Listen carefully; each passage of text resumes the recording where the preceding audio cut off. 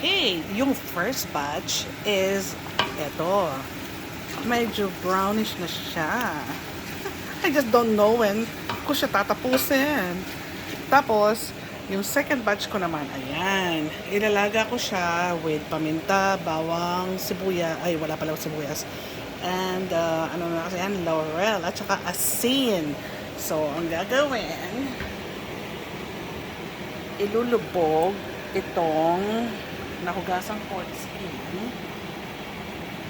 Nilagay ko lang sa, ayan. I cut it para pagkasya sa aking maliit na kaldero.